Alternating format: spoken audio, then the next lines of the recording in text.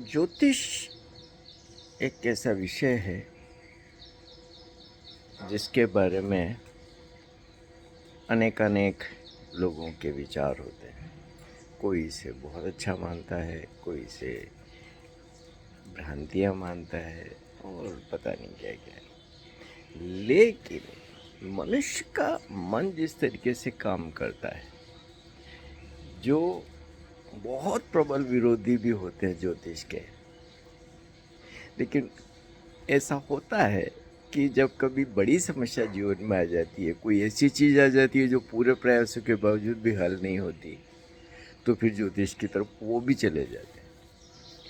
असल में जब भी कोई ऐसी बात होती है जो बहुत समझ नहीं आती है, तो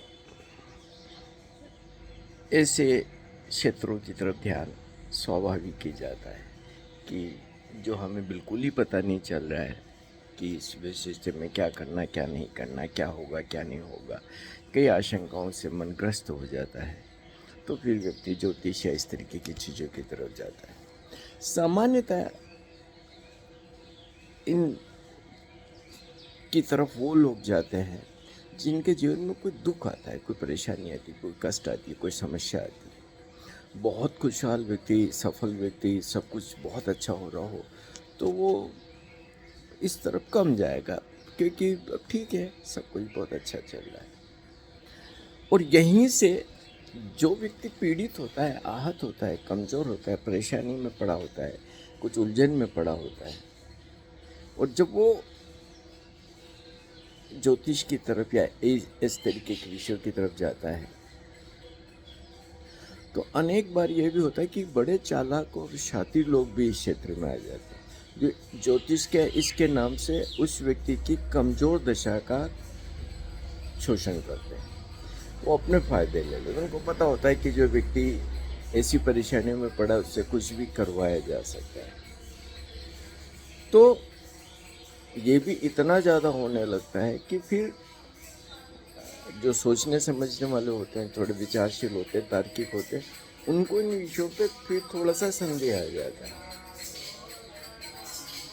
तो दोनों तरीके की बात होती है। लेकिन ऐसा कोई कहे कि ज्योतिष जैसी कोई शास्त्र नहीं है, कोई ज्ञान नहीं है, ऐसा भी नहीं। ज्योतिष की गणनाएं होती है, और गणनाओं में अगर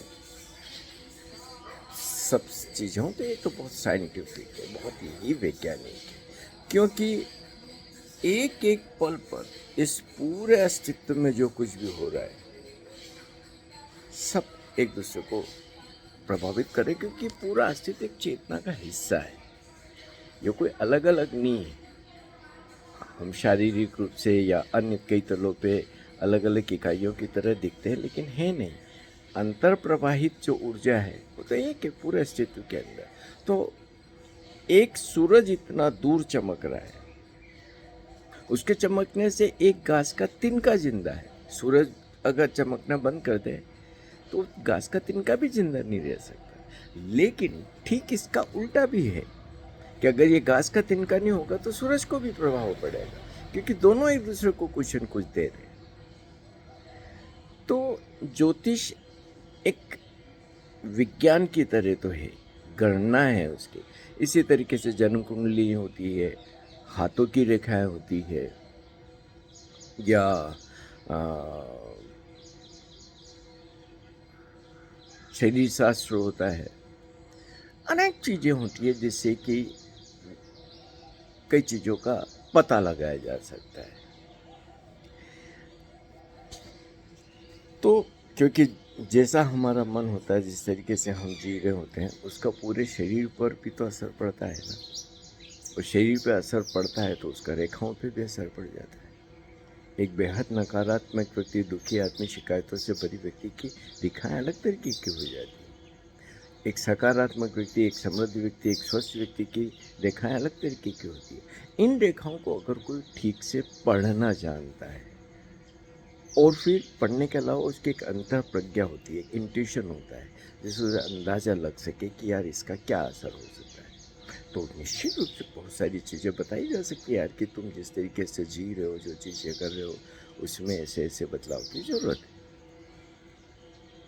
इसी तरीके से अगर शरीर शास्त्र की बात मानी जाए, क्योंकि इसके ऊपर तो डॉक्टरों और वैज्ञानिकों ने भी बहुत सारे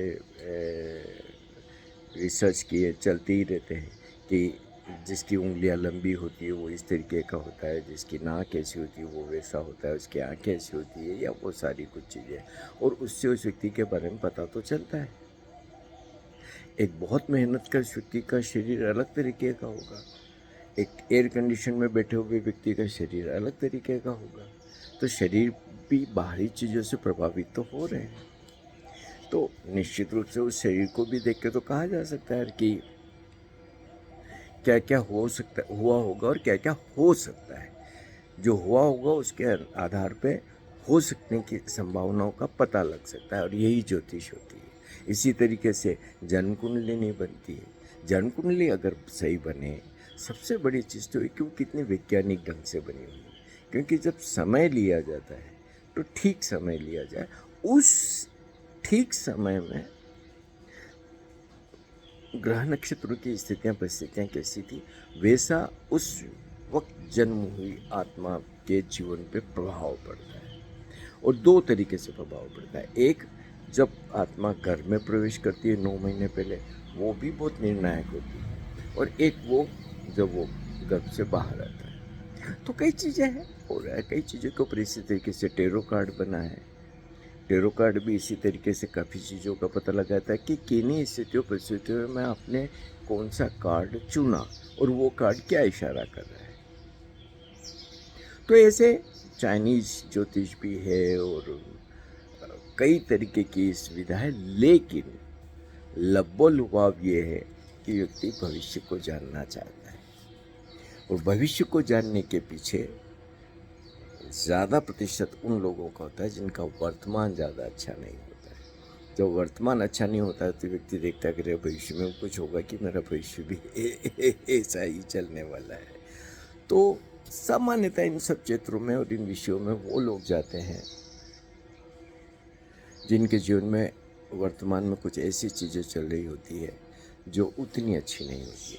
अब अगर व्यक्ति समझदार हो, प्रतिभावान, बौद्धिक हो, और उसके पास में एक उच्च अंतर्दृष्टि हो, तो वो पता लगा सकता है कि मेरे जीवन में ये समस्याएं क्यों आई, ये स्थितियाँ परिस्थितियाँ मेरे जीवन में क्यों बनी, और वो उनसे कैसे निकला जाए, और निकल के वो अपने जीवन को नई दिशा दे सकता है। उसको किसी ज्योतिष के पास और किसी के पास जाने की ज़रूरत नहीं। वो अपना ही निर्णय, और आप अपना स्वयं का निर्णय जितना कर सकते हो, कोई क्या करेगा। तो ये भी एक संभावना है, और यही ज़्यादा अच्छी है कि आप ज़्यादा अगर दिक्कत हो तो अपने जो भी स्नेही जन है, जिनसे आपकी आत्मीयता है, उनसे विचार विमर्श करो यार कि ये सब चीज़ें क्यों हो रही है।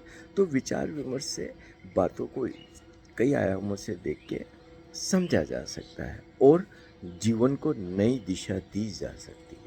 अगर जीवन को नई दिशा दी जा सकती है, बदलाव किए जा सकते हैं, जिन चीज़ों को करने से जीवन में परेशानी आ गई, दुख आ गई, उनसे अगर बचा जा सकता है, जिनसे सुख आ सकते हैं उस वो किया जा सकता है, तो जीवन में नए बदलाव आ जाते हैं और भविष्य सुंदर हो सकता है, हो जाता है, हो जाना चाहिए। मनुष्य में इतनी क्षमता तो है। कोई मनुष्य कम क्षमताओं से तो नहीं भरा है ना, बहुत क्षमताओं से। तो चाहे ज्योतिष कितना ही सच हो, दूसरी कई चीज़ें बहुत सच हो, ज़्यादा व्यक्ति को भरोसा तो स्वयं पे करना चाहिए। आत्मश्रद्धा से ज़्यादा अच्छी कोई बात नहीं हो सकती। लेकिन हाँ, अगर कोई सचमुच में ज्योतिष का जानकार है, क्योंकि इस क्षेत्र में शोषण बहुत होता है और शोषक बहुत ज़्यादा है, उससे तो आपको बचना पड़ेगा, क्योंकि वो जीवन को और जटिल बना देंगे, और ज़्यादा परेशानियों में डाल देंगे। पहले ही तो परेशानियाँ चल रही, फिर इस तरीके के लोग और भी ज़्यादा आपको उलझनों में डाल सकते हैं। तो वहाँ कोई फ़ायदा नहीं होगा।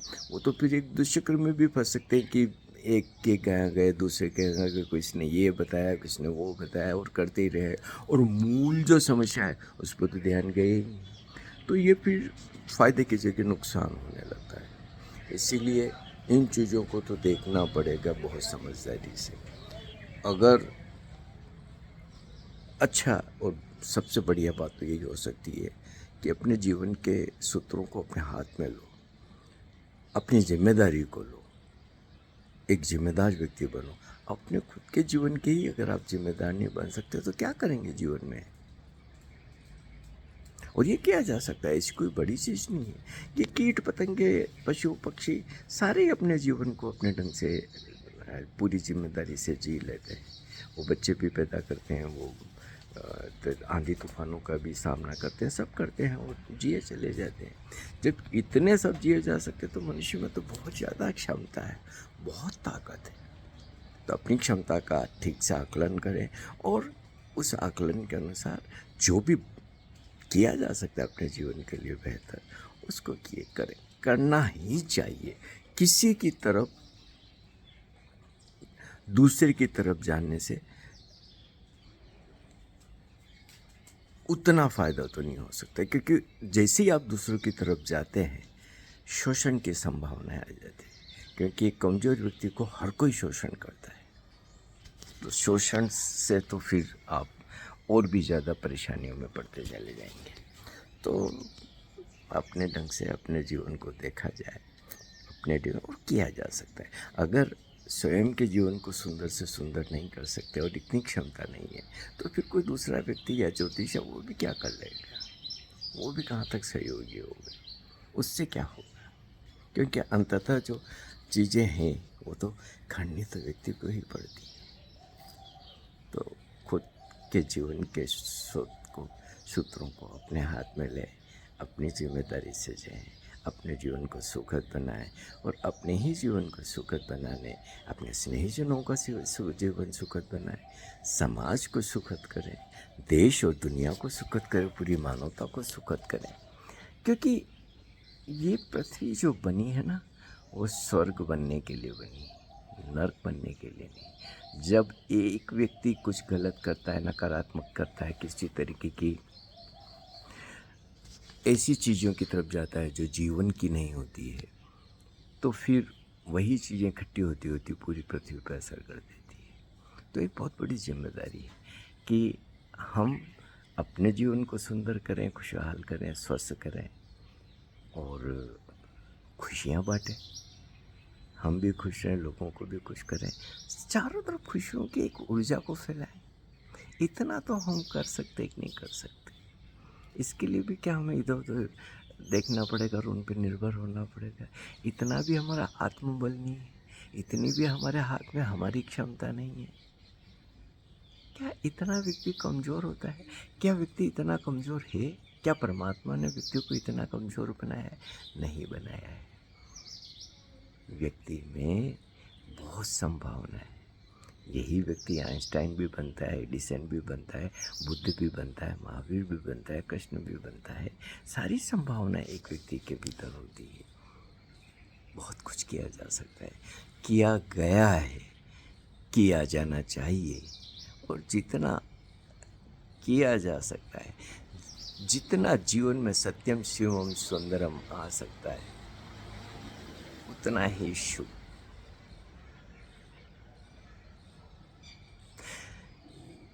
और इसके लिए किसी पर निर्भर होने की ज़रूरत नहीं है। जब हम अपनी क्षमता से खुद कुछ अर्जित करते हैं, उसका आत्मगौरव अलग ही होता है, उसका आत्मबल अलग ही होता है। जो स्व श्रद्धा होती है